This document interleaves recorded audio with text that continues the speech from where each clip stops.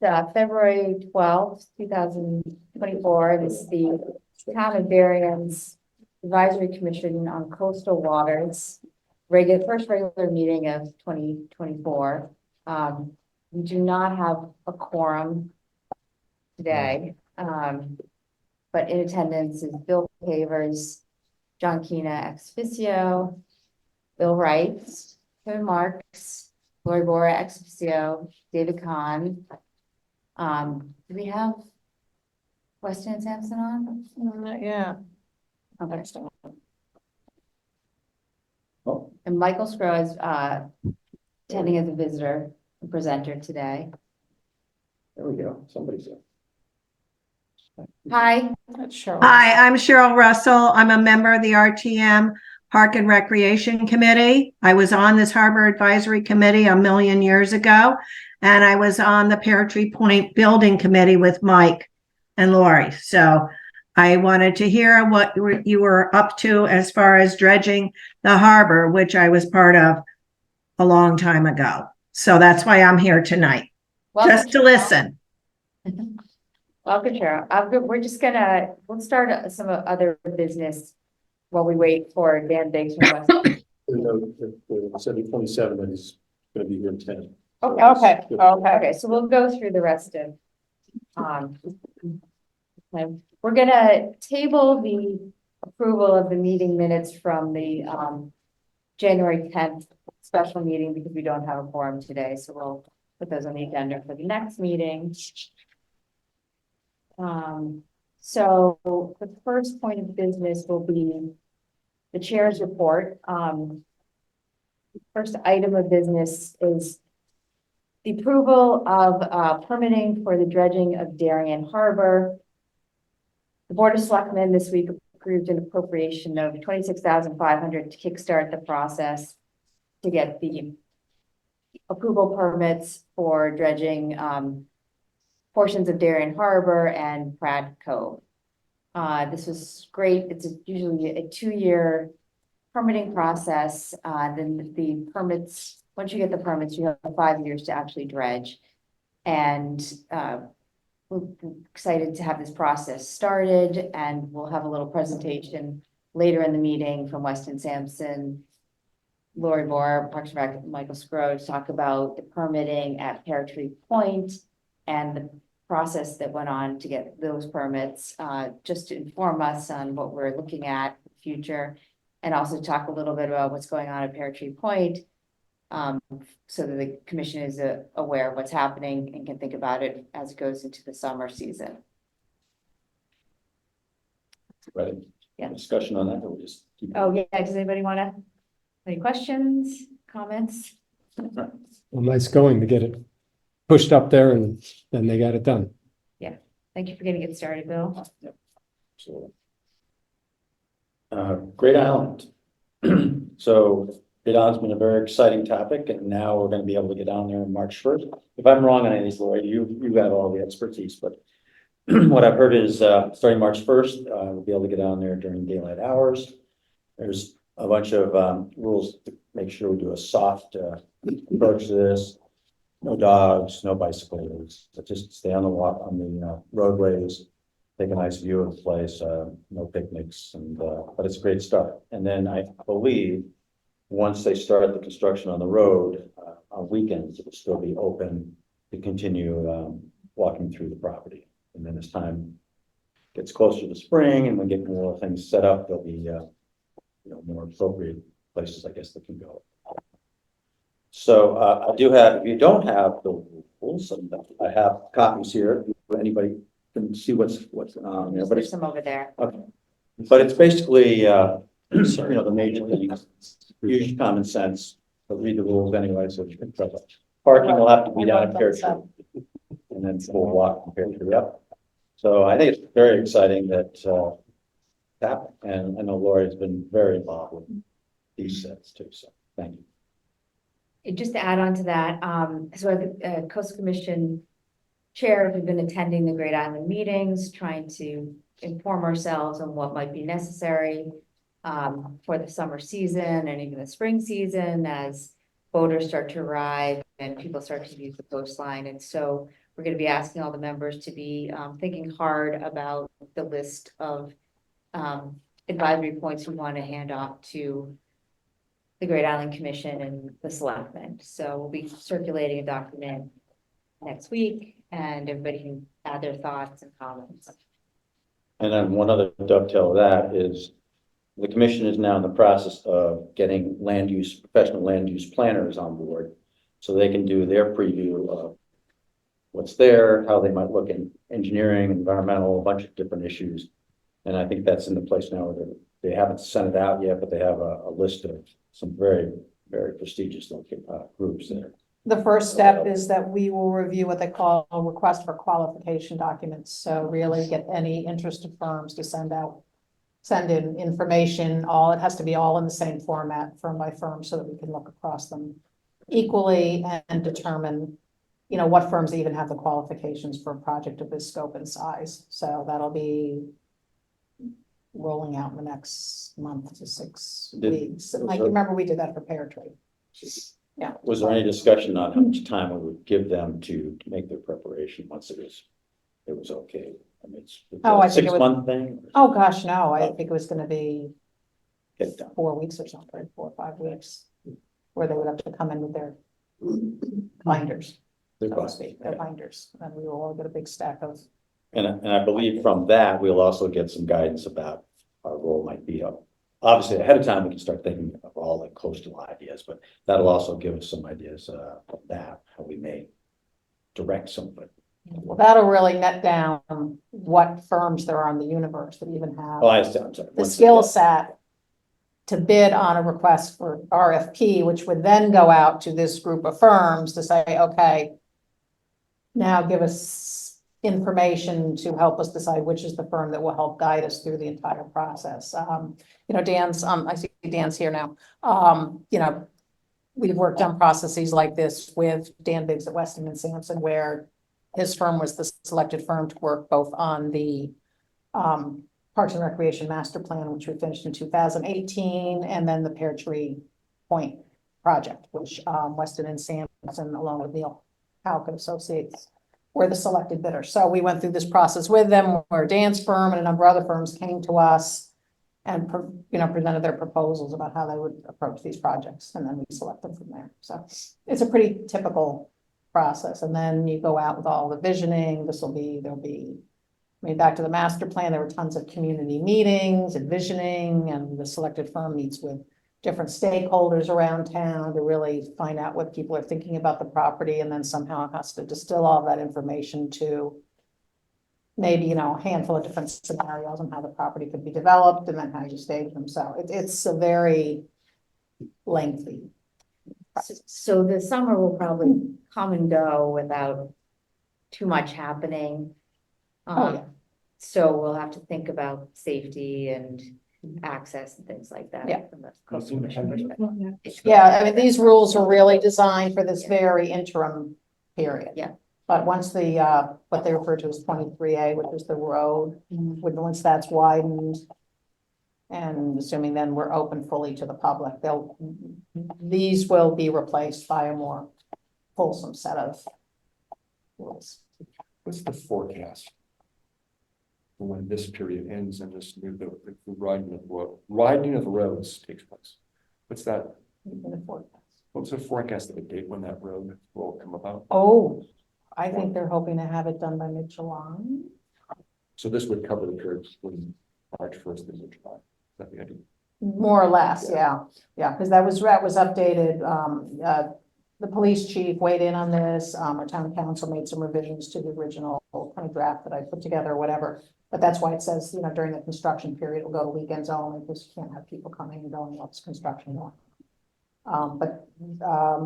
P and Z, I believe, they did the approval where they said, they basically, there's a term for it, I'm forgetting now, but they basically say, yeah, we're gonna approve this, Jeremy, write it up, and then come back at the next meeting and we'll vote on it. So it really got fast track. Okay, so why don't we're done with Great Island, we can have our guests give their presentation. There's copies of the presentation on the table, make it easier for everybody to follow along. Hi, Dan, welcome to the Coastal. How are you? And Thank you. Sorry I'm late in between picking up one daughter and dropping one off. So appreciate the accommodations. Speaker full screen kind of thing. I think there's an option where you can just be. Yep, full screen yep. For the speaker. Right. I don't know if I have shared screen rights, but if you're following along, I can talk to a slide, but whatever Okay. it's You your want to choice. give Dan share screen? Not that many slides. If everybody has a copy, Yeah, I can easily do it's it. gonna be hard if he's really teeny. Share. No, I'll. Oh, there's one more here. Okay. Oh, there's one more? Okay. All right. Take that. Actually, there's two more. Anybody else?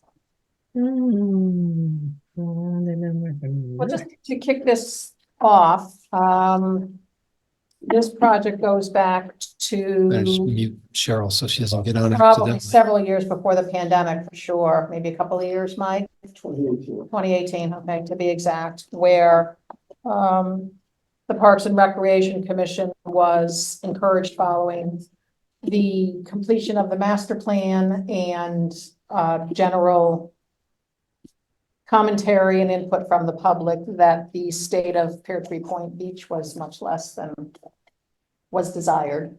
And part of that was the flooding that takes place in the parking lot, which really can be caused by a storm event, but increasingly is just created during high tide events. And you will notice, if any of you did the Great Island tour that day, if you went in the middle of the day, it was a beautiful sunny day and half the parking lot was underwater at high tide.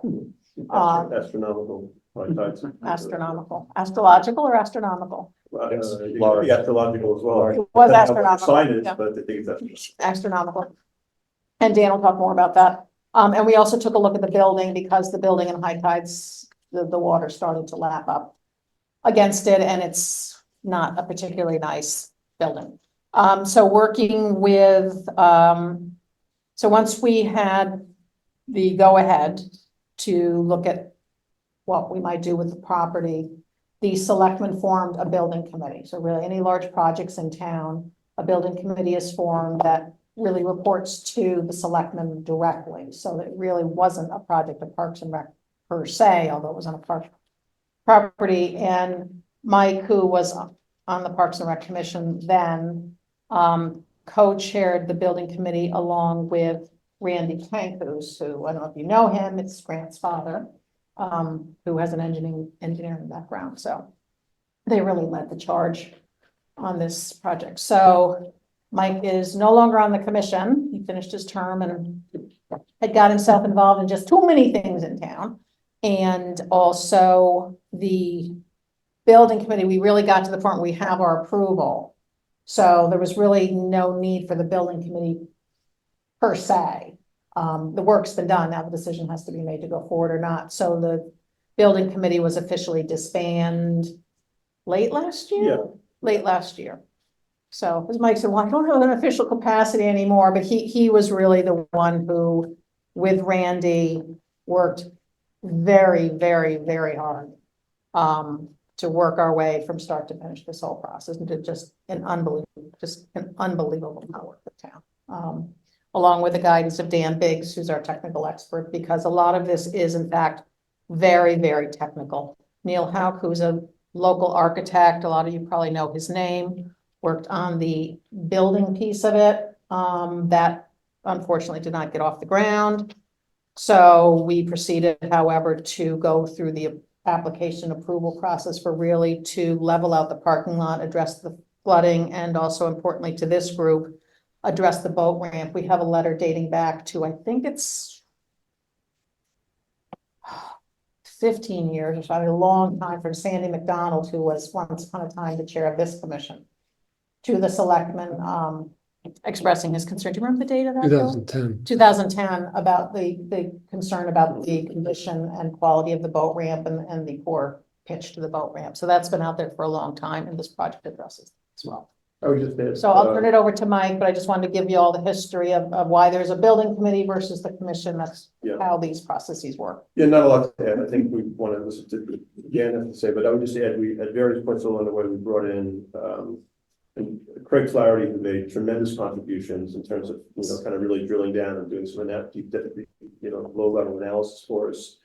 at various points along the way, as well as, I don't know if you guys know Race, Coastal Engineers, Devin Santa. Race was, I think, highly instrumental in the rebuild of the Rutland Yacht Club under, Randy Pankus' leadership at the time. So, we reached out to engineering expertise where we felt we needed it as well. And I think, the results, I think, came kind of buttressed by that analysis that had taken place. So I think, probably turn it over to Dan at this point, if Dan is still on. Is Dan still on? Sure. And somebody's up I'm here. tiny in the corner. There he is. Oh, Yeah.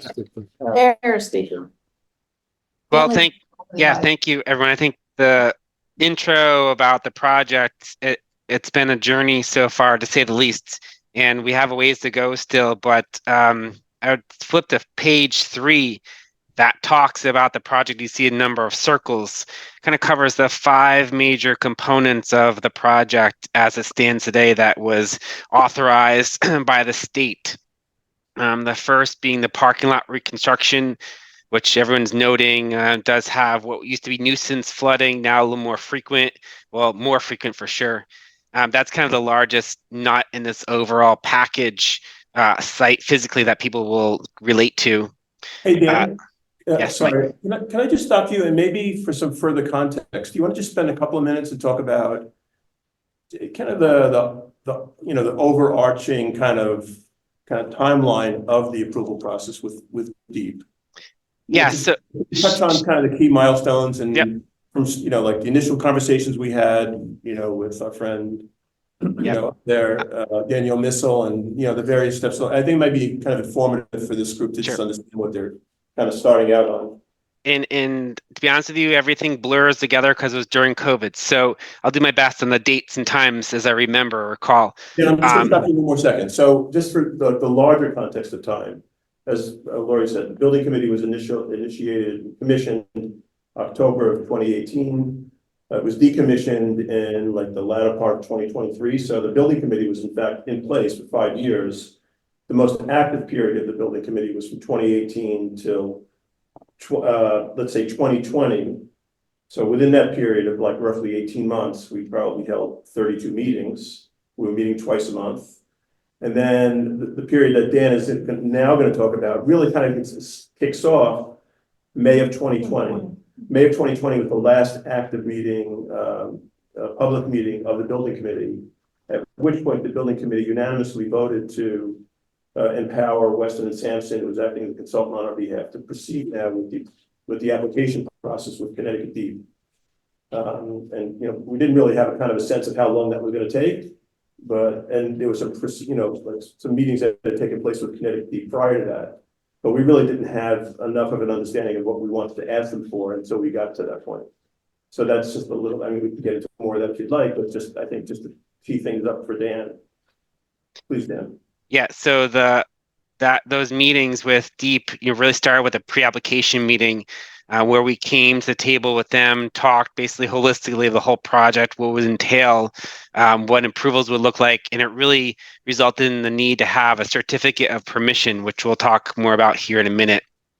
The 5 components were those items that were brought forward to DEEP to discuss: parking lot reconstruction, a small picnic area, lower left-hand corner, the restoration of a tidal wetland, which is right by one of the jetties you'll see there that's exists today. It has seen significant sediment over time. That was part of the COP approvals. We mentioned the boat ramp reconstruction has had challenges from launching boats, as you probably all hear about or recall. That was to be reconstructed. And then the channel dredging was also brought in, noting that extends. I'll run through the extent of that. So all those components brought forward were in the COP package submission to the state. In order to do that process, which several of you are probably aware of, you go through many of the different divisions within the state as well. So, for example, we have to review threatened endangered species, wetlands get certified. We have any other endangered species to be concerned with, as well as the testing of sediments for the dredging components. That's a specific sign off by the state prior to the authorization of the COP. So all those conversations occurred to kind of discuss what the project entails, and the package is pulled together for a proper application to the state for approval. Once that clock starts, it probably was 12, might have been 18 months, Mike. I'm blurring at this point.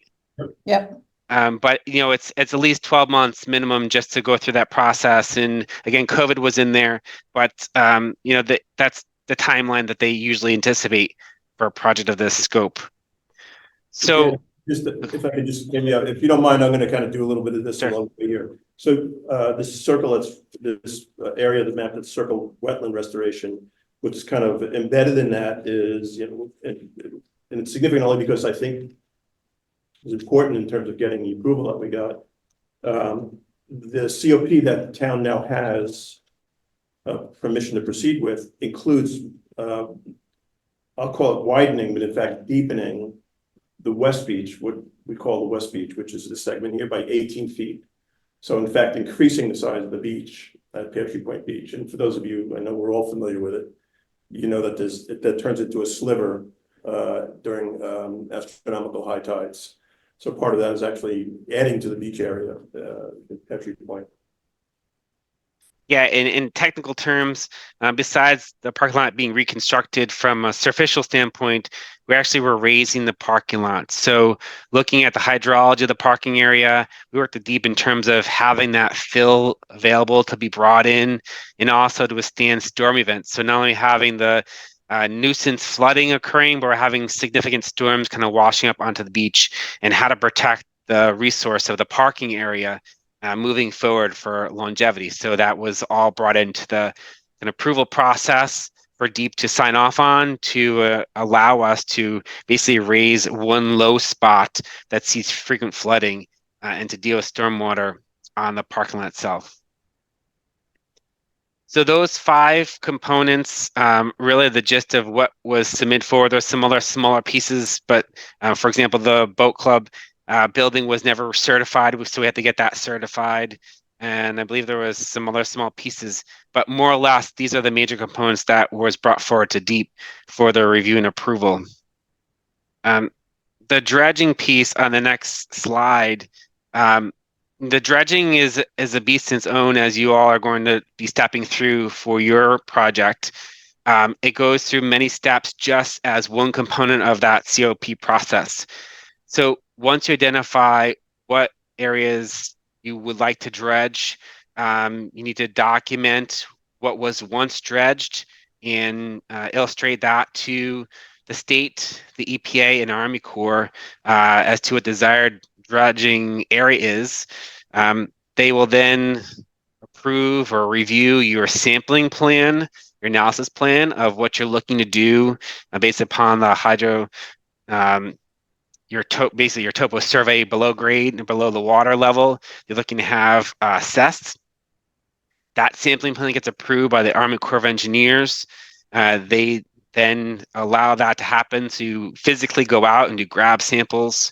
Once that analysis is completed, to look for sediment sample types, potential petroleum, hazardous materials, etc.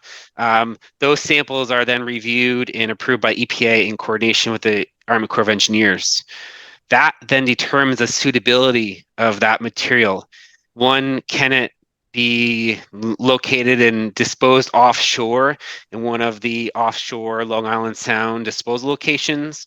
Or is it of a condition that cannot be disposed offshore and you have to dewater or ship elsewhere because it's not allowable to be disposed of in the Long Island Sound? So that is a fairly timely process, as you can imagine, to go through those steps and approvals and show the chain of custody of materials in the process. But that determines what is then allowed and what's not allowed. You see the 4th box, that suitability determination from the Corps is then forwarded to DEEP for their dredging coordinator to review and approve. They do the same thing. They back check everything you're doing with EPA certification. And then that is what they have to sign off that goes into the COP application to DEEP for the one step of dredging component of the project.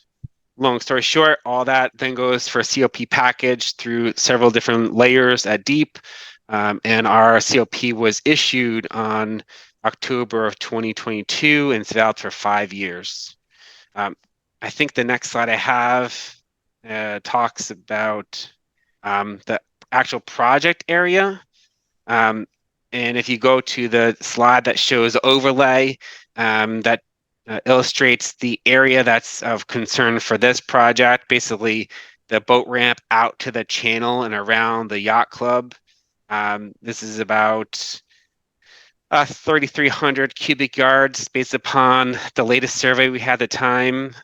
This is what goes into sampling analysis and our suitability determination. So as we move through this process, they're kind of back checking everything we're doing in terms of what areas need to be dredged and what areas can be dredged.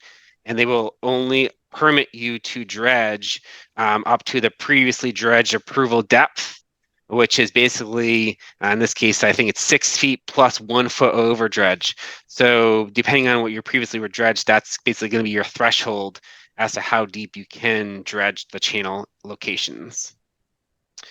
The next slide shows a little matrix is once you have a sampling completed, the top you see in red, basically the samples are contaminated above detectable levels, and those vary for different contaminants. If that is the path that the sampling goes towards, it cannot be disposed of at the Western Long Island Sound disposal site, which is a free location, uncapped open water disposal area that's, I think, managed by DEEP and maybe New York State, I forget who. But that process, basically in the red is no, you have to go and dispose off-site at an acceptable facility. And that is a significant cost to dispose of those materials. If your samples are determined to be below detectable levels, basically acceptable, then you can dispose of at the Long Island Sound disposal site. From everything I've heard, that is a free disposal. Just have to get the sediment and the material to that location. I believe at one point there was 3 disposal sites. I think there's down to maybe 1, maybe 2, depending on what the different sediment types are that they're allowable to be disposed of. So that process, the sampling, that's a significant cost difference between the top row versus the bottom row. Depending on if you have to dewater, you have to haul, you have to barge, you have to remove it from the town, possibly float down to New Jersey to acceptable site, or haul dewater offland or into the inland and dispose of acceptable location per EPA's standards. Dan, do you recall what the increase in cost was from? I don't recall, but I would say significant.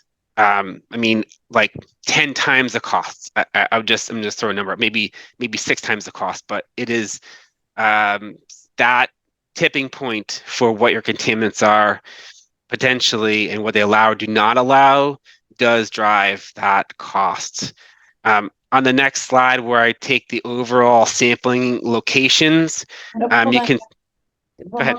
So I'm looking at the map, and it's this section was okay to dispose of. Now, this is the section that runs straight down from Goodwives River? Yes. So was there any discussion of why that had different levels? Is it because it's flushed from the river versus the sediment here, which doesn't get as much flushing? Potentially.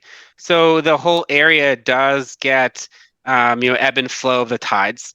Naturally, that any material that does float in would settle out as a tide drives out, and just simply by the Goodwives River, that simply could be a natural flushing mechanism to not withhold or contain those potential sediments. So that could be likely cause. We don't have any proof to that, but logically you would think if you have a small area that's going to pool up and then settle out, you're going to get materials that drop in that location. So, yeah. Just one follow-up question.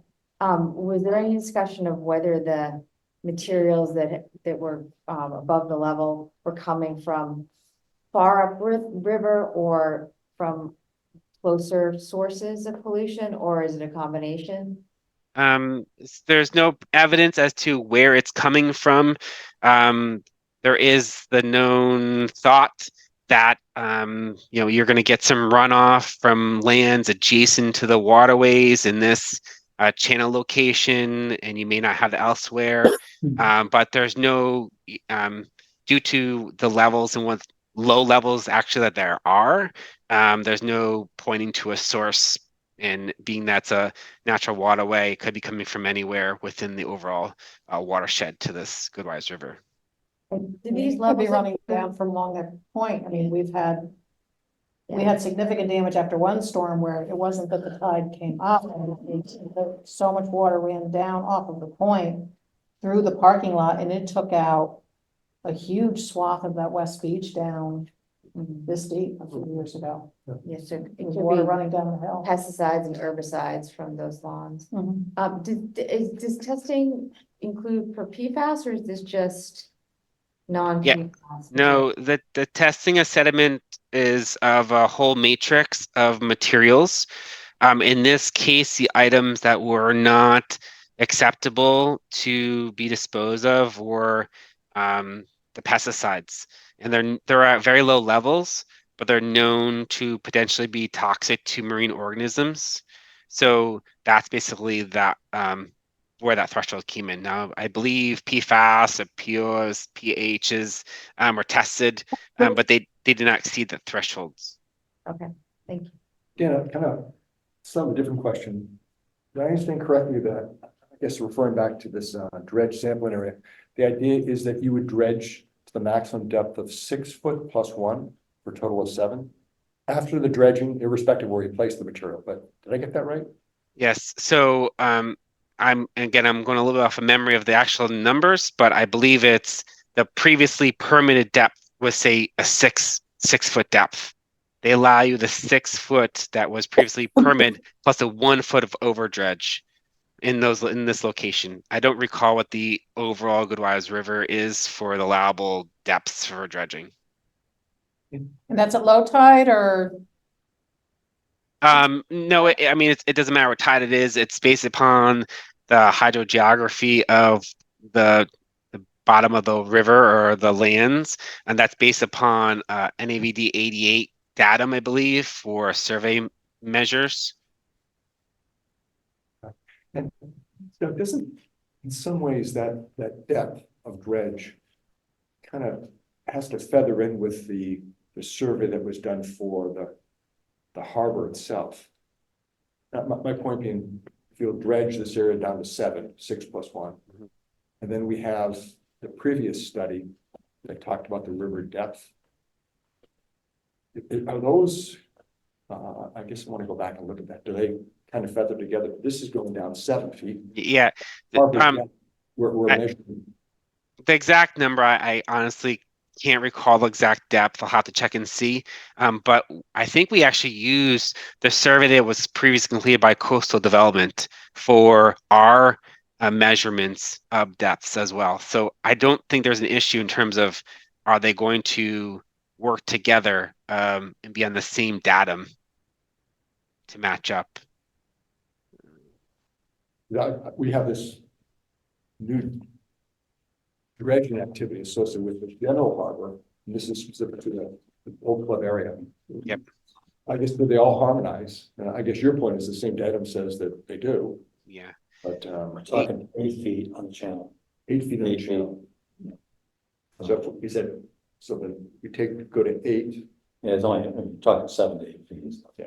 But not all the channels 8 feet. We've got shallow spots in the Right, channel. but the bend Right. will go to that, That's the goal, is to get to 8. which is maintenance dredging, which was done before the same depth. So we have to do that maintenance no deeper, so that we're not going shallow. Yeah, thanks. So the map that shows the A through F circles, you can see the one that's in the blue, that was acceptable area that could be dredged and could be disposed of at the Long Island disposal site. But sections B through F, which is the majority of our project area, would not be acceptable. So there's a little logistics there in terms of well, if you could dredge A and you could dispose of that, you would save some cost.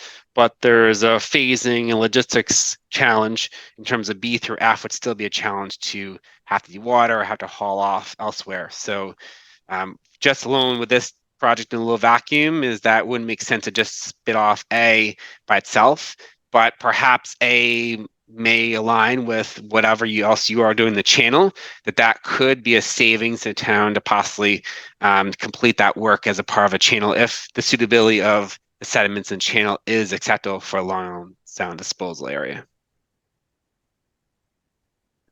You know, There's- maybe Dan, I'm sorry, maybe just one clarification here, since this is also in the context of the Pear Tree Beach Improvement Project. Is that the only area that was required for the beach project specifically to be dredged is what's circled here as Area F?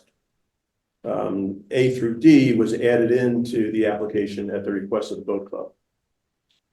Yeah, for efficiency of the permitting process that we're doing, we included D through A, kind of going out to the channel as a convenience. But in terms of what was kind of the first immediate need of the boat ramp improvements, F was the most severe location to needing dredge to improve operations of that boat ramp. And I think in the next page, you'll see that shows a negative 3.4. You can see the colorized depths, how it kind of gets pretty shallow. Then there's actually a deep area of negative 6.25. And then kind of gets shallow as you kind of wrap out around the boat docks of the yacht club. So there was a little efficiency that included. Dan, can I ask a question of how the the offensive levels of detectable pesticides are calculated? There's these circled B through F.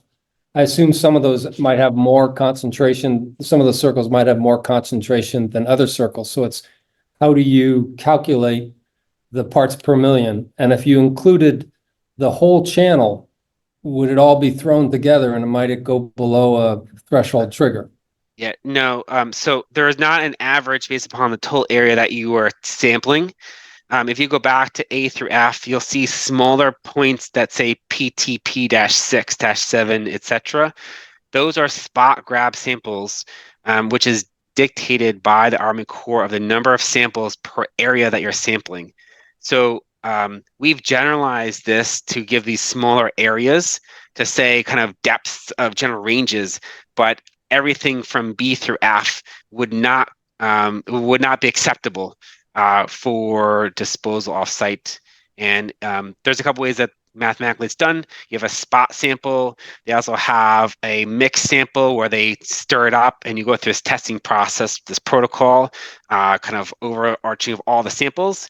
And they kind of see if any of those kind of testing measures are acceptable for disposals off-site, at which point these have not been determined acceptable. It's only the area of A was determined to be acceptable off-site disposal. It actually took months for the Army Corps to put together the sediment sampling plan. Yeah.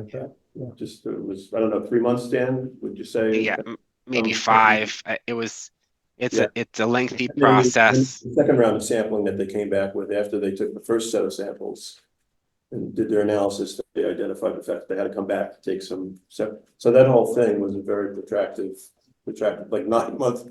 I don't know how many months once again, but it was a very was long long. process. It was long. I think COVID maybe slowed it down, or at least that's what they kept telling us. Yeah. Is there any part of the project that's designed to maybe retain these pesticides on land going forward? Is there any plantings or rain garden, any sort of? No, you're talking thousands of cubic yards. They're in honestly sediment. So as you stick your hand into the depths of these areas, that's very fine. It's very fine material that's doesn't have engineering properties that you would use as a backfill, as a spill area. Asking a different question. Yeah. I think your Spoils question was it, to but- keep it from moving Yeah. into the water. The question is not relating to the spoils. That's got to go somewhere. I think the question is relating to, after all this is done, what level of kind of filtration considerations being baked into the infrastructure that's being laid in. Well, the source, again, minimal, the sediments of pesticides, right? So there aren't pesticides being added to the parking lot. And we know that the parking lot is discharging into this location. It's likely coming from upland green locations within the watershed. So that's lawns, that's other areas within the greater watershed where these products are being applied. And as they float or they migrate, this is where they're settling out, basically. This project does not entail any measures in the watershed to eliminate, reduce those applications of products as part of this project. There is So there is some provision being made for at least petrochemicals, though, right? Like the wash off of, Oh, yeah. So the different general kind of means and methods for protecting waterways in terms of oils. We have an oil water separator, I believe, in the park area that would collect that product or even sediments that may settle out from the parking area. So like a sediment product that can be vac trucked out and cleaned. But in terms of the greater watershed from these pesticides that are not acceptable, those are not being handled or addressed for future reduction. So the way I see this, the town of Darien, the residents of Darien are paying for the externalities created by landowners upstream or within the town of Darien that are along the riparian corridors. Yeah, There's my source has a point here. Yeah, Some Will residents. continue. it will continue to unless we take some measures to deal with the flowing of herbicides and pesticides, toxic materials into the rivers. Yeah, and there's no proof that's coming upstream from in the town. It could be coming on the coastal. I believe we had one of our slides several years ago at this point that we show the accretion versus decretion of sediment transport along the coastal zone. I believe Darien is in accretion condition, less, adding. So it's accumulating other sediments over the course of the coastline. So it could be coming from many places. Well, it's likely at the base of a river here that it's coming from upriver, isn't it? It's likely it is, but we have no proof. If that's true, and this is maybe off topic, and all of this stuff kind of settles in the pond above Rings End Bridge, where there isn't the same amount of flushing, that must be incredibly toxic. in They there. periodically open the gates and flush. Okay. And that must be a bunch of stored energy, which has a scouring effect, I would imagine. Maybe not. The only comment I'll make, and I had it with John Keenan, the state doesn't like these pesticides, and yet they won't regulate the pesticides on land. Because it's catch-22. The taxpayers are paying. Won't let for you it. dredge it, but they won't stop it from being applied. But then again, we all want green lawns, so we're all guilty. A lot of us are. I'm not, I'm just saying. Well, actually, I had spoken, sorry to stand to get off topic, I had spoken to John Zagrowski, in the dredging meeting and we talked a little bit about the pesticide issue and he suggested the coastal commission come up with some education for the town, for people to try to deal with it, keep it within their own properties or to maybe dispense with it. Should be even better, but, so that'll be put on the agenda going forward. Anyway, please continue, Dan. Sure. The next slide shows the depths of the dredging. I think I mentioned that. Just shows the variety, kind of, there's a high point once you get out past the boat launch. As you wrap around the boat dock, see -4.3, -3.6, so pretty shallow, definitely during low tide. That area you can run aground pretty easily. And then finally, the areas that are kind of greatest concern to the Pear Tree Beach project are areas D, E, and F. That's about 1,700 cubic yards of sediment to be dredged. And you can see here we had a range of costs from $400,000 to $700,000. It's significant only because the means and methods of how you do it. There's efficiency, as I mentioned earlier, on do you dredge on land, take out half the parking lot? Do you haul offshore to another, float downstream to a location to be handled at a proper facility. But those areas, D, E, and F, do need to be handled elsewhere. They can't be disposed of within the Long Island Sound. With So the there's- parking lot being raised, that doesn't offer an ability to use this as landfill and with the proper cap on it or something like that? No, it doesn't. Unfortunately, the product, the material that's being dredged really isn't of suitable qualities to be used as a fill condition within the parking area.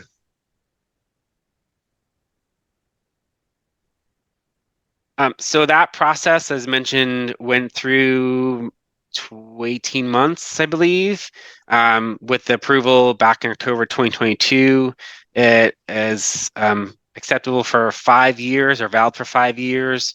At the time, the state would review if there's been progress made by the town, and in conversations with them, they could possibly extend it at their discretion, but there's no promises at all as to how they would approach that.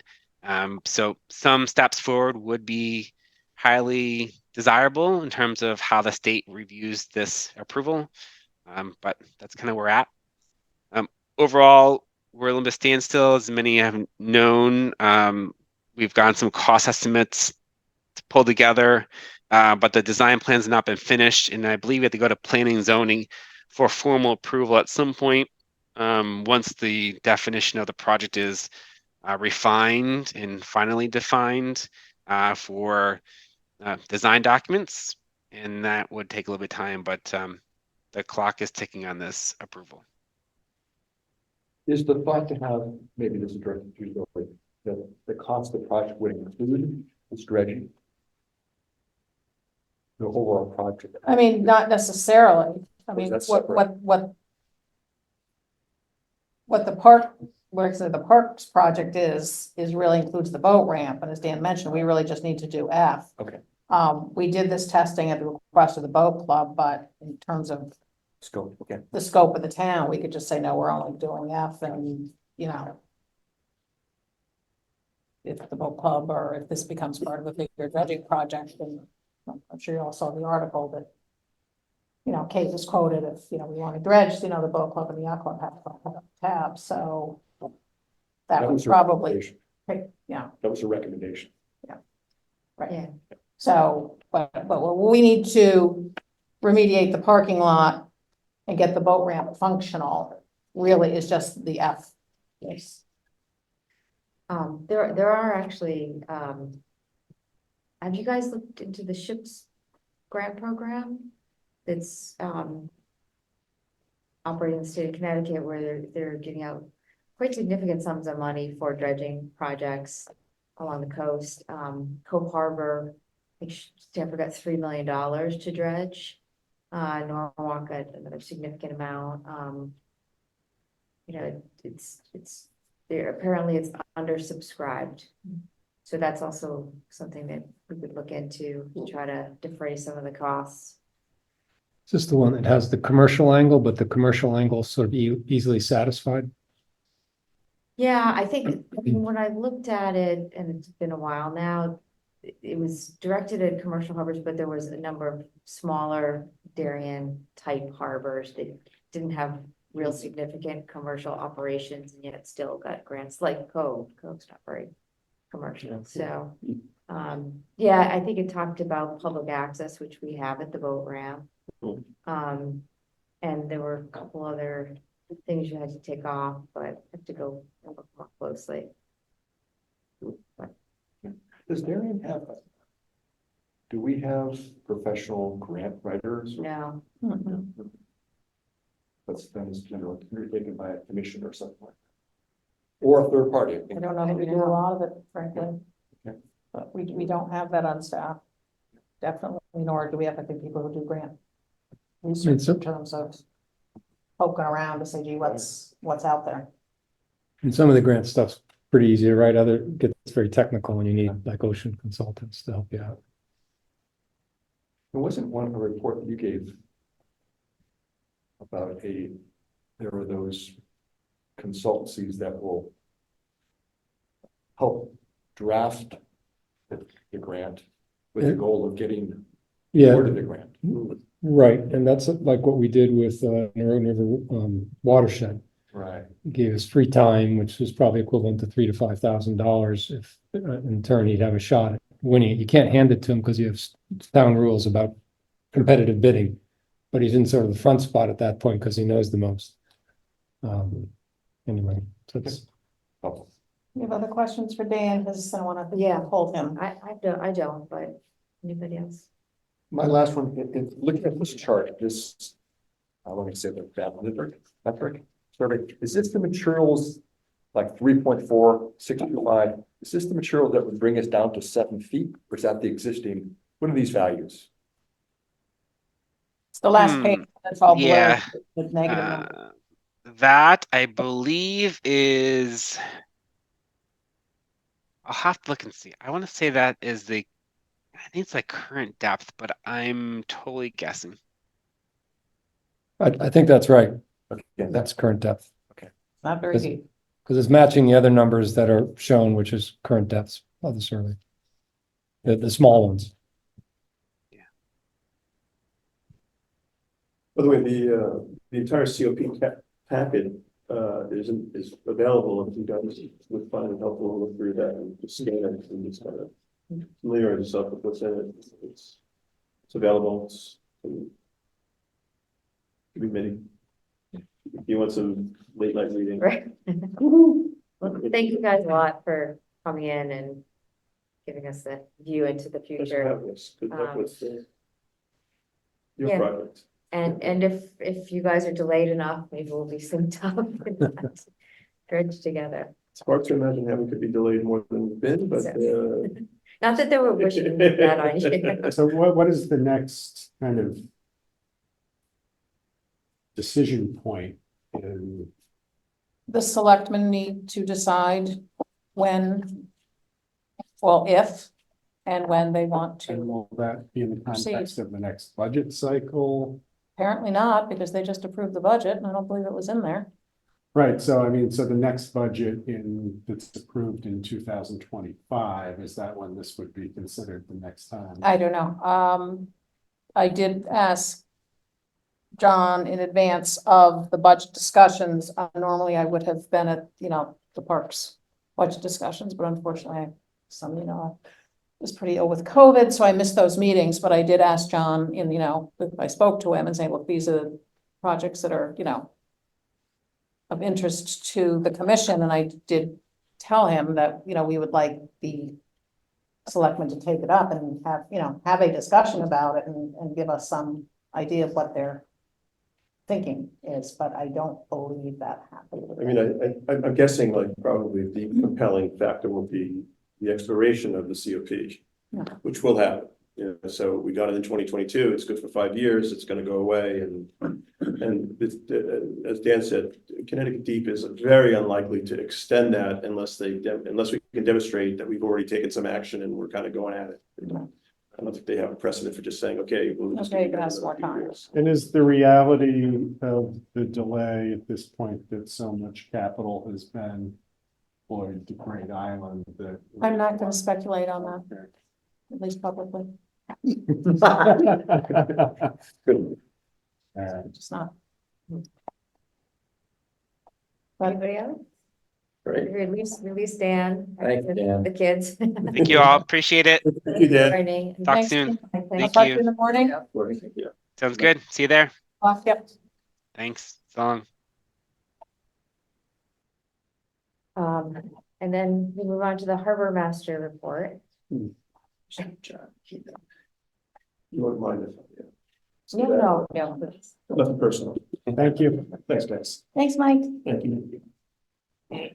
I don't have, well, let me get started and then we can decide whether I have. Right now, this is the renewal period for wait lists and for permits. I would say that, well, I've segregated the approval process into 2 steps now there especially for permit holders. The first step is the agreement and the $15.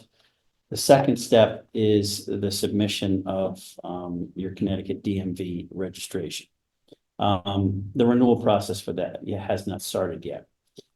So step one, I would say approaching 3/4 of the people who are on wait lists and permit lists have renewed. I sent several reminders. As I learned last year, there are a few people who will just drop off, not respond. How many that number will be, I don't know.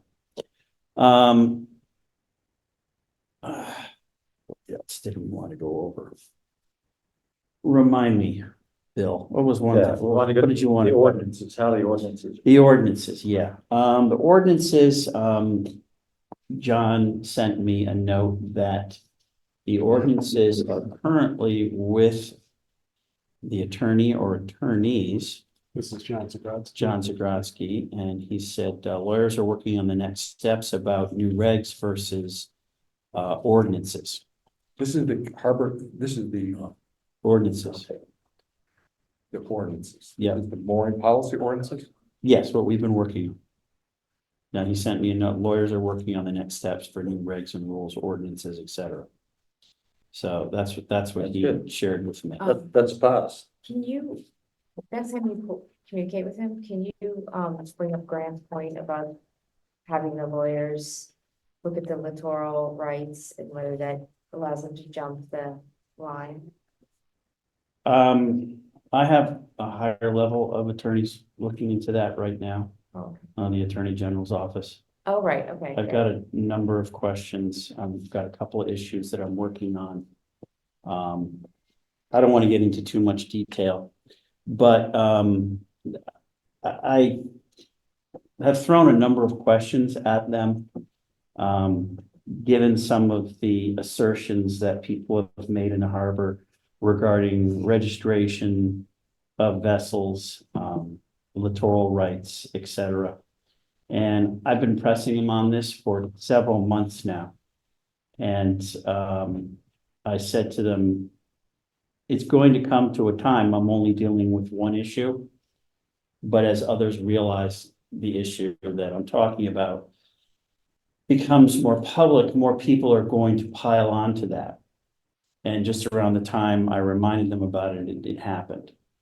So I've given them a number of things to look at and work on: littoral rights, registration, littoral rights and registration together, combined.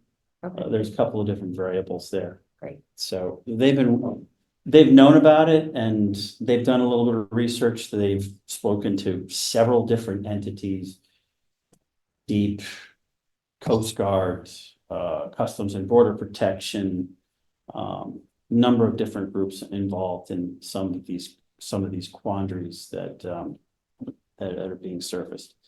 So I'm hoping I was hoping I would hear something by this meeting, but the person that I was working with got delayed, had court dates and a few other things that he had to work on.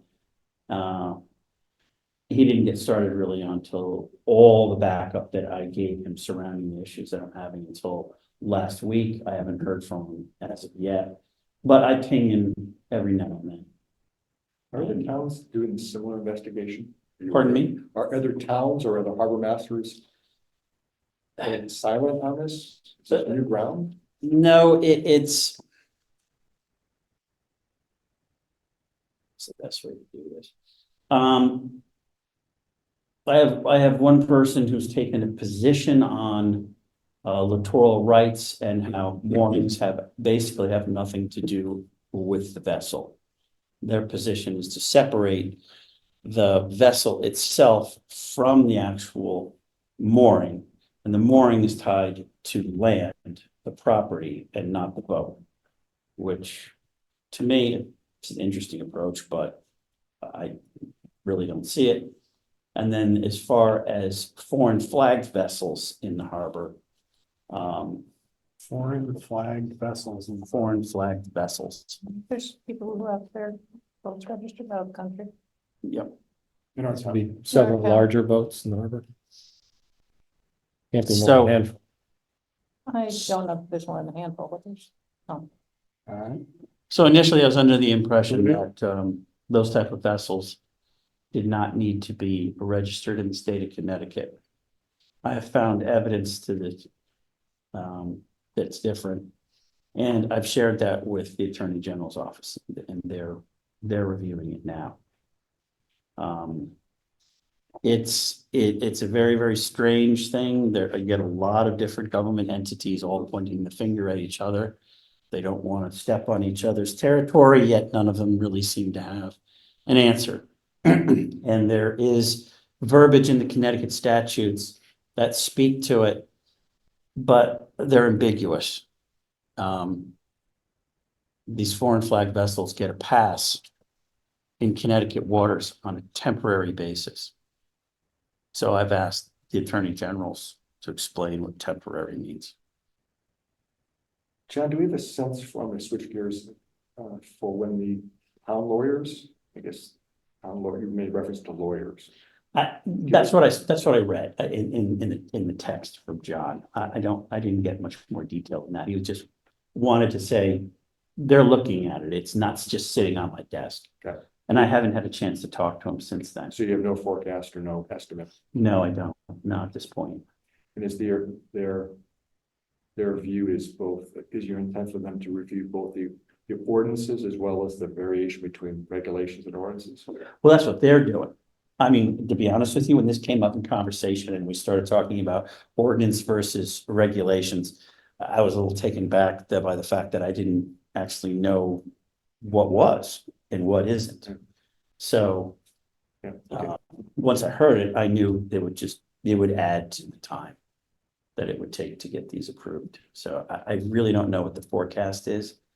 I think the good news is being looked at, you know, we didn't know how Yeah, long. It's not on the back burner, which is nice. Yeah. It's being looked at. I suspect everyone's getting an education or having to be educated. Yeah, probably so. The general town attorney is probably consulting some specialists, so. I would think so.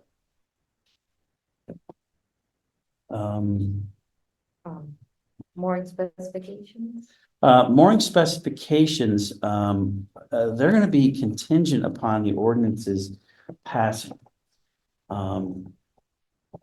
That's because now that we've made, we've delineated the difference between berthing harbors and day harbors and rafting up and the other activities that take place over in Ziegler's and Scott's and stuff like that. The ordinances have always stated that rafting up was allowed, but there was never any specifics to tackle definition.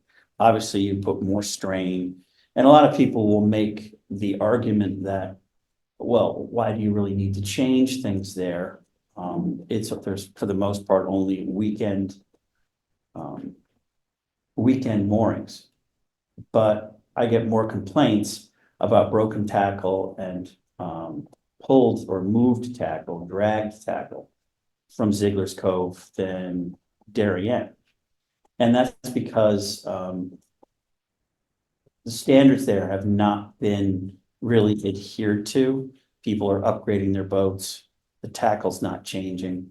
One thing I've also noticed is the tackle in Ziegler's is really not following a real maintenance schedule like Darien Harbor is. If you go into Darien Harbor, look out Darien Harbor right now, everything has a winter stick on it. I didn't take my whaler out until December 1st, and I took a ride over to Ziegler's, and there were only 3 moorings in Ziegler's Cove that were properly winterized. So having that chain hang in the water column 12 months instead of 6 months, of 6 months in, 6 months in the mud, rapidly increases the degeneration of the tackle. And now you have increased loads because of rafting up, poor maintenance, and you get 2 to 3 broken, missing mooring balls a season being dragged and stuff. I mean, one example, I probably said more than once. There's one mooring that I know that's in Ziegler's, and I know what's on it. It's only a 75-pound mushroom, and there were 6 boats on it. And that's the thing. If you're going to have that, and the other challenges of Ziegler's is Ziegler's doesn't have the same scope and length of chain. And in order to accommodate that, you have to have heavier tackle. So there needs to be a tackle standard for Ziegler's, but we need to pass the ordinance first that will have one, once it passes that we have berthing and day harbors, then I can talk to the contractor that takes care of Ziegler's Cove and work with him on the standard. Sorry. Oh, I was gonna say, is there a way to sort of front load that? And, you would have to have standard, right, in Darien Harbor. So could we start? Well, the standards in Darien Harbor right now have been in place for a while. I don't think it needs to be radically changed. I mean, just at a very, very high level, some of the things I've talked about with, the Norotan Yacht Club, which is the primary contractor, maybe the substitution of, for the current standard is you have bottom chain, a swivel, and then you have the choice between chain and line as your top part of the assembly. We've talked about making it all chain, a standard. I mean, as a rule, there's not the usually what we have found is that it's the quality of the tackle being used that causes a lot of the vessels to break away. We've made, or Norotan Yacht Club, and also talking to the other contractor, the Chinese tackle does not last as long. They've been finding moorings that, every 3-year inspection cycle, and the Chinese tackle is failing before inspection comes up, failing at the 2-year mark. So they've moved away from, I can't remember the name of the brand, C something. And now they're moving to a brand like Chicago, which is a US made, and they're finding much higher success with the US tackle versus the Chinese. You anticipate changing the specification this boating season? I would think if anything happens, if everything passed, like I said, Darien probably is not going to be that much change. And it probably would be initiated at the time of inspection. Every 3 years, your tackle has to be inspected. I mean, this is just off the cuff. This has not been cemented, but there is, the 3-year. But I mean, I'm not talking about, I don't know that we've even talked about changing weight standards.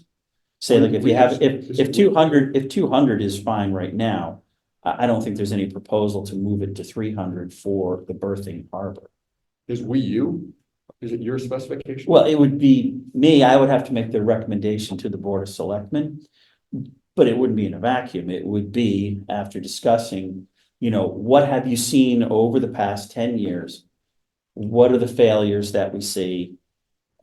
Any recommendations, and I mean, the standards that are there right now appear to be working, but maybe specifications that, it has to be this brand of tackle so that people understand that we don't want to use cheaper quality.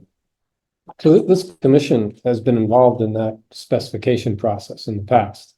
Yeah, So- no, I mean, so yes, just yeah. like with the ordinances, I mean, it's my responsibility to present to the selectmen ordinance changes. Yep. But again, I'm not going to do that by myself. Yeah. And forgive me, I should have No, said no, yes, no, with- clarify. with discussion, with this commission also. And the Norotan Yacht Club's always been highly instrumental in this because we've had, for example, Jeff Ang, and someone who's been seeing things taken out all the time. So while the commission has always had its perimeter on those specifications, a lot of the information's come from the Norotan Yacht Club, and then it's been blessed by the harbor master. So I'm just trying to tease out the point in the context of, we have ordinances change, regulation change, where we call this body of harbor management. It doesn't appear that there's a specific plan to change the harbor spec for the mooring in a near term. Doesn't like to sound it's going to. I mean, I don't see anything pressing, but just a review. To see, like I said, based on what we've seen fail over the past so many years, what do you think would be a logical upgrade if necessary, or change in tackle that's used? Maybe a heavier duty swivel, maybe a heavier duty shackle, But I don't think there's anything that's gonna be, we're gonna reinvent the wheel now. I don't see anything like that. But I think that's a good place for the Harbor Commission, anybody here, and like Flip has been very involved, just to get involved in this. So I'm not, you may bring more knowledge, you may just bring oversight, you may just gain oversight through the process, but every several years, the commission's been involved in that. I mean, yeah, I would definitely discuss with Flip, but Flip said in a recent email, he'd prefer that I take the first crack at it. Yeah. So, Yeah, sure. But it also ties back to you, if you're dissatisfied, use that choice of word for the non-berthing harbors, Scott's and Ziegler's. You well, want to keep yeah, it up, I mean, regulation. yeah, I definitely feel that there is a need to change the tackle for Ziegler's. Like I said, Ziegler's is a deeper harbor. It's densely populated. The scope of the length of chain from the mooring is much less than that of Darien Harbor. Scotts Cove, on the other hand, is much more spaced out. Heavier boats don't tend to go in there. And what you tend to get is heavy boats on small moorings with short scope, and then you have a problem. Scotts doesn't have that sort of problem. You won't get heavier, bigger boats in there because it's much shallower in there. I just wanted to use that for there's no time. Trick though at Ziegler's is that person who owns the mooring could have an X size boat. I'm just making this up. 30 feet or whatever. And he's like, my tackle is fine for my boat.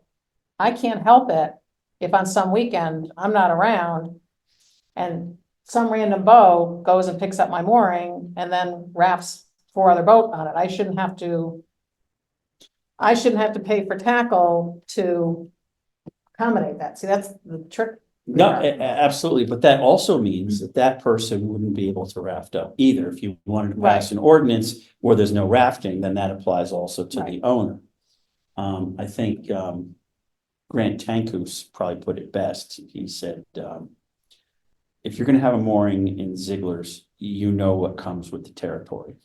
And I have to agree. Now, if you want to go in that direction of, okay, no rafting, I think there'd be as many unhappy people Yeah. with telling people who have a mooring over there that they can't raft up now. Hmm.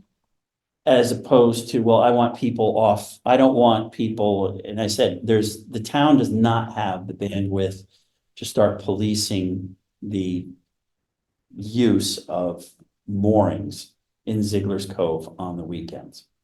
And if, more than likely, if the owner wants to do rafting up, they're gonna understand, and many of them do now, because when their mooring gets dragged and they leave, it's because their tackle's usually too small, even for the vessel they have. Okay. And now they have to pay $400 to have the contractor come over and pull it out, not to mention the complaints that come from the people who have moorings that mooring got dragged to. So it's one of those things. Great Island's only gonna get busier. So there has to be a change. I mean, it's overdue already. I mean, it needs to be changed now, never mind with the advent of Great Island. I was actually watching a video that I made back in 1991. When I was jet skiing out in front of Ziegler's Cove. And back then, and you could see, that's when, as far as that late period of time, I thought it kind of ended a little bit before that. But that period of time, Ziegler's was a berthing harbor for sailboats. Mm-hmm. And there was a lot of sailboats in the harbor that day that I was jet skiing. And there really weren't a lot of, I didn't really see any evidence of raft ups but once I think Bob Price took over as harbor master, he changed things in there. And Joe Leo. Exactly. Yeah. Exactly. Used to be a Hinkley, I think, in there, 35. There was a number of boats in there. My father-in-law had a boat in there for years. They were friendly with the family, so they had the rights to come down and access the mooring from land. Because they had, Joliet was the enforcer. Yes, He it was. he just went up to them and said, get out of here, and he pushed people off left and right. He cut moorings. And he cut moorings and did everything, so he was Yeah. not a good dude. But things changed, but things changed once Bob Price came in and he started allocating day moorings in Ziegler's Cove once he became harbor master. Okay. And did you have anything else on that? I don't think so. Not nothing that I could really. Yeah, there's not much more I can cover. I mean, like you said, publicly. John, last question. You described the renewal process as a two-stepper. Initial $15 Mhm. then when you get your DMV. When do you see that process completed so you can determine what's available to work down the waiting list? Oh, I'm working on the wait list right now and I'm actually allocating, So, right now I have 5 confirmed people who are taking moorings. I have 4 people who are going to get back to me by the end of the week. And I still have quite a bit of list to go down. Last year I started late in the, assignment process and there were a lot of people who expressed the interest of having a mooring in the harbor, but they were already committed elsewhere. Some of those people, not all of them, some of those people did take me up on a mooring this year.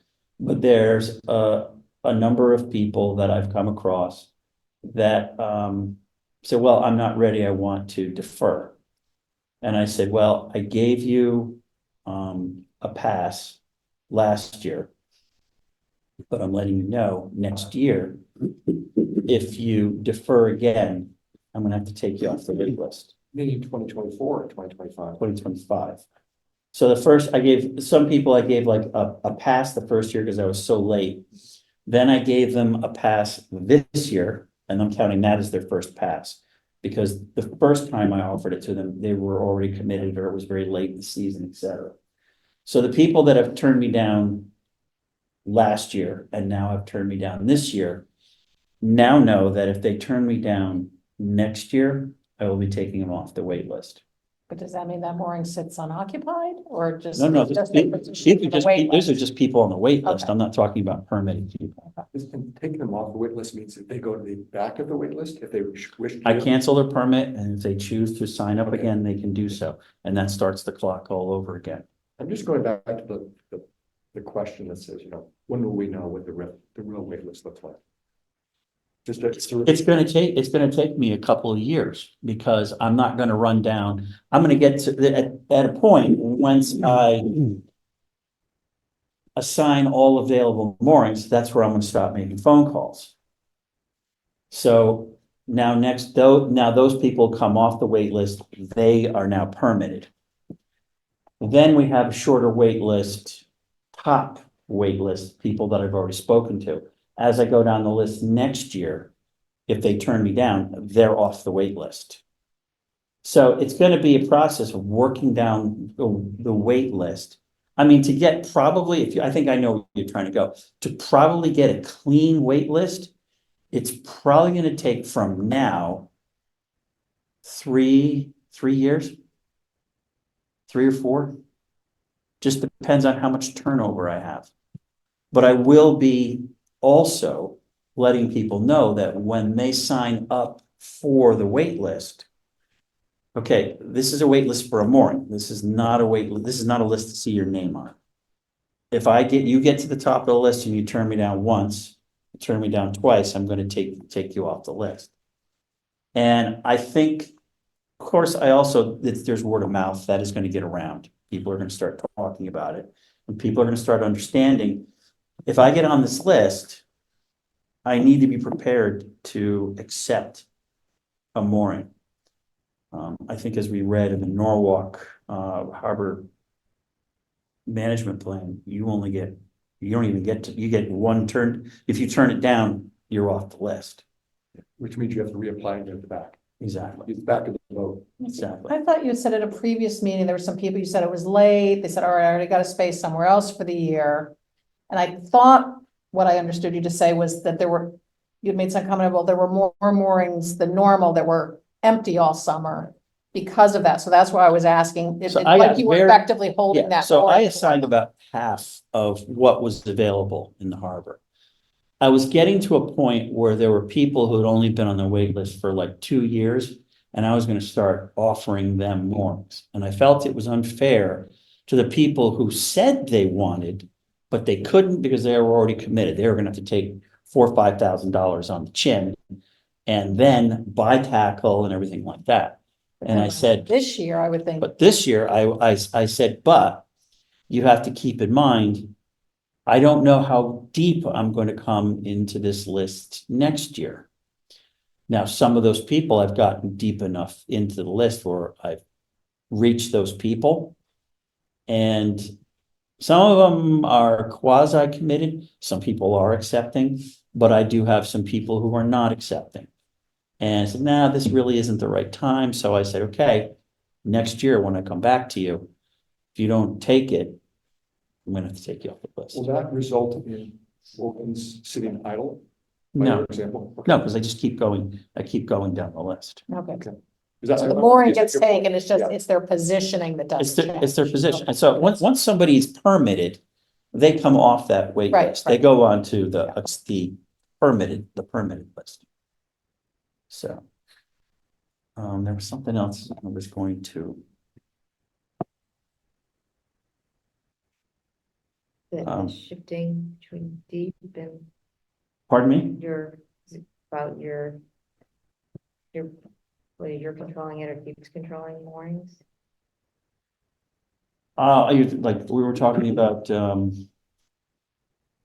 transient moorings? Yacht club thing, you want to talk about that? Oh, so, yeah, some of this is public record, some of it I don't know if it is or not. So the yacht club has put in an application.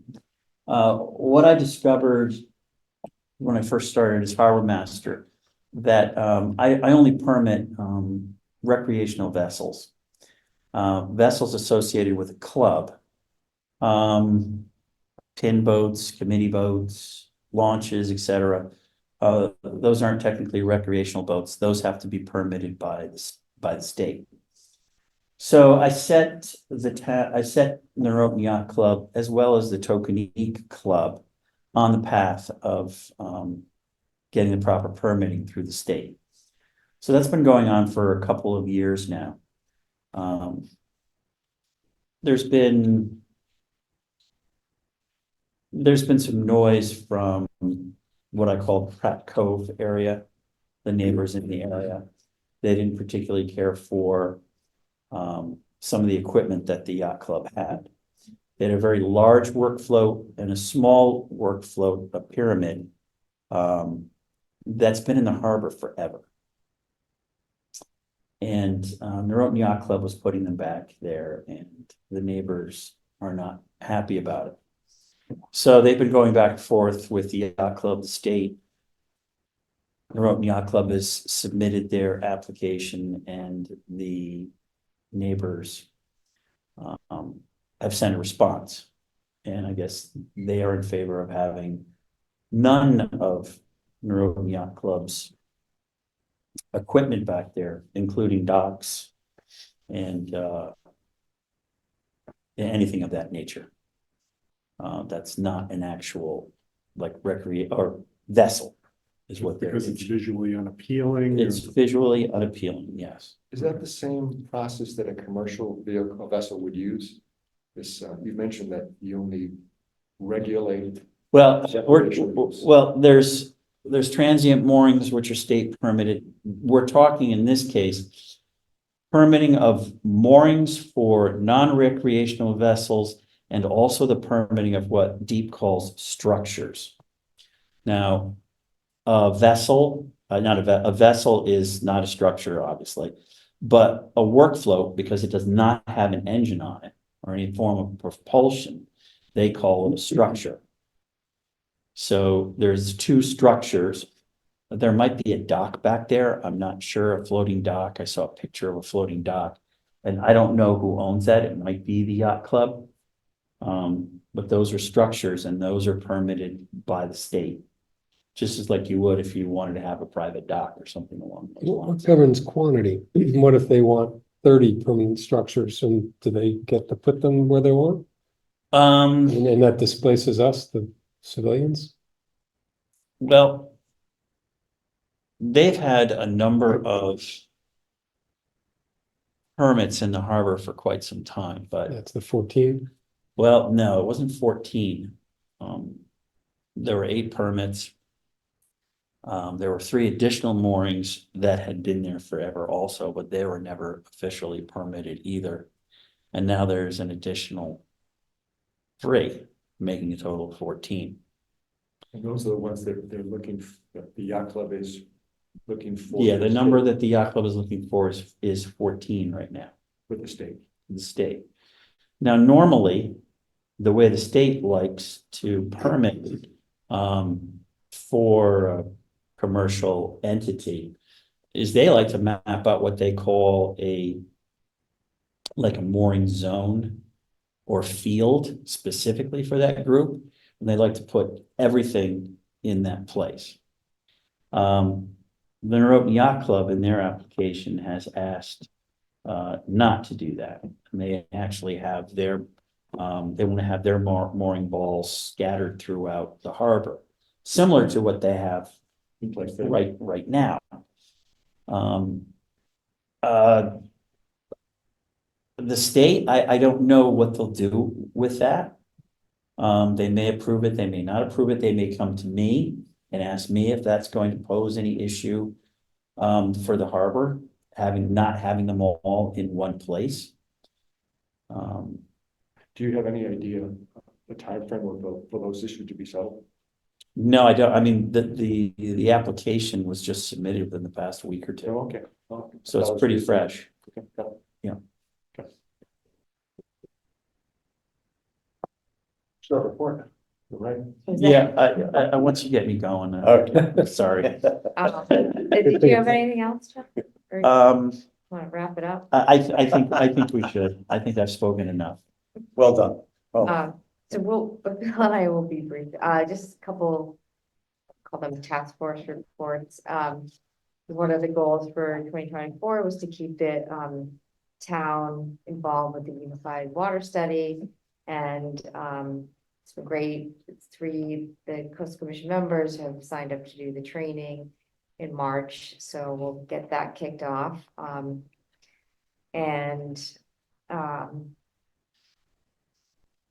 Dave's working on organizing our spring cleanups, or cleanup, I think we moved the date to May. May 11th.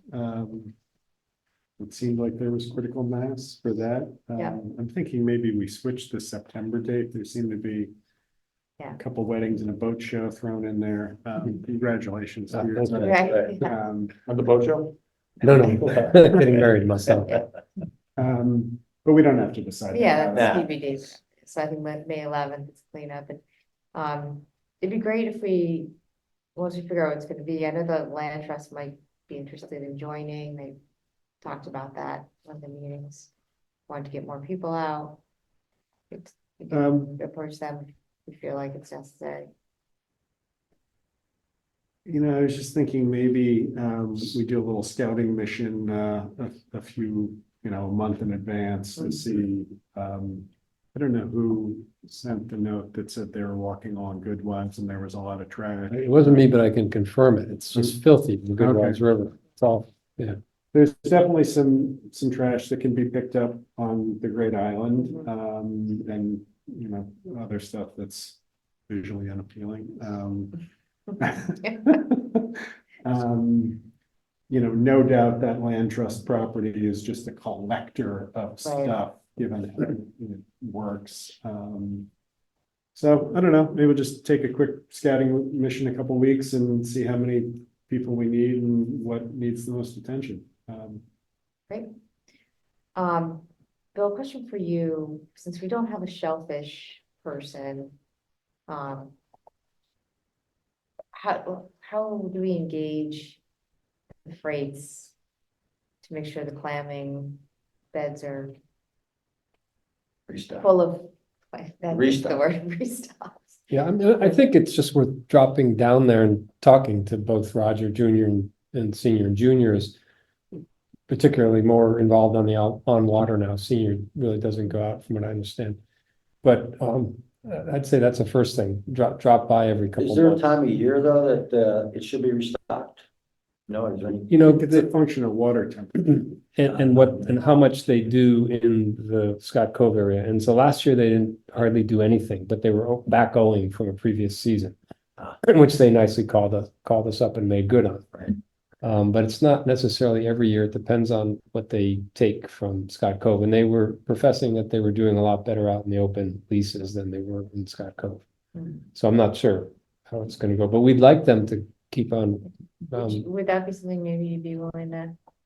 Well, not the Shellfish Commission in Not the particular, but commissioner, I'd be no, happy that to, was- I'd be happy to walk down and talk to the Rogers again. Okay, Yeah, happy to do that. that'd be great, thank you. And then. Oh, signage. But we had a little email about maybe figuring out what our signage looks like around town, maybe we need to update some signage. And that includes for shellfishing and maybe we never did signage for cold water, kayaking, paddleboard.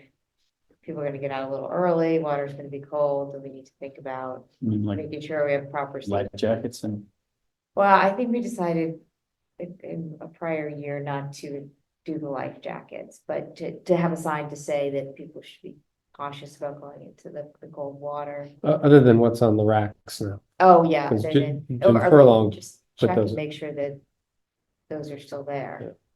I mean, there is a seasonal law about life jackets and kayaking. Oh, yeah, okay. Yeah. So, yeah, I thought you meant actually put life jackets. Oh, no. That was, I don't know, we talked about Yeah, the I've life done jacket, that. yeah. And there's periodic, points in time where, you can apply for a grant, like everything is grant-based. Hmm. Taking a peek at that. I was thinking that might be something we think about for Great Island, where if we set up kayaks out there to have life jackets available. Yeah, for people who. Yeah. Access marine people who aren't that good at swimming are gonna swim out there. Maybe the commission itself could just chip in to do that and have a little sign Yeah, instead of working all the difficulties of getting a grant and like, we've got enough people, it would be much burden. Yeah. On one particular beach, just a thought. So we You could, did the signs last year. You worked with Marley, I thought. the little ones. Yeah, Yeah. now I was talking about the PFDs. I think maybe in the greater context of Great Island, it's a vision, there's a vision of kayaks and rentals and all that kind of stuff. I would think we would want to make that a part of that, if that's a commercial entity or private, I don't know what's really envisioning as you described, but, Going back to signs, I have in my basement the shellfishing signs, Mhm. which are, I guess, out of date. The because yellow we- ones? Well, I've got those are the plastic, don't go Yeah. shellfishing, but our metal ones that Oh, have been right. removed, so For the they, boat ramp and the Yeah. boat club, yeah. because it was restricted, you couldn't shellfish anymore. Right. The maps, the charts are different now, and the Why are corners the are charts bad. different? There's the restriction line's different, I think. Oh, is it really? Yeah, I think so, because we had a member that got closed down. David Knopf and I worked with aquaculture to reopen them, but there were some different lines drawn. Well, if the lines moved at all, really, that would just about, Well, all right, I've got to backtrack to make sure I know what I'm talking about. Okay. I think so. Is it the town's responsibility to have to put those signs up? I mean, they're state signs. Well, these signs we just put up were, hey, pay attention, residents, we've got shellfish beds, and here they are. We put them by the boat ramp and by the, But those aren't the aquaculture signs. No. State of Connecticut. So I'm just curious. Are we but these required? would reflect the conditional restricted Yeah. areas in Scott Cove and where our public beds were. Because we did them to the old charts and the charts have changed. I'll have to show you. is We'll that need to- updated on the town's website? It should be, yeah, it should be, because David Knopf was involved in that. Okay, So maybe, we need somebody to take up the signs as their it's not project. here. Who is not? It's a I- long list today. I Sensing sign committee. It's form. I was gonna say, I also had a good feeling taking them down. I think maybe you took them down, but the corners were so sharp that we always talked about putting bumpers on them. I just have this fear like a 6-year-old kid running into it. It's just nerve wracking. So it'd be nice if we, in the new form they go, we For put some calling out that bumpers. potential liability. Yeah. Down. It could be a wedding gift. Could be a wedding gift. A wedding gift. You guys are plausible deniability. Eddie, did you have So anything? what's on No. the town's website I think it's probably time. is effective 5/13/22, That sounds about right. and it hasn't changed since then? Mhm. So that means there's no recreational shellfishing other than the Fish Island bar bed, which has nada. I have to go back through it, but we worked with Alyssa Dragon, and she did a new chart for us. And we have a new memorandum of understanding with regard to aquaculture. It's been established between aquaculture and ourselves. Oh, we do? Yeah, as of maybe 4 months ago, 6 Do you months want to ago. send that? All right, I'm completely out of date. Do a motion to adjourn. I haven't, what I propose that we adjourn the meeting. All in favor? Aye. Yeah. All right. We can, you want to stop?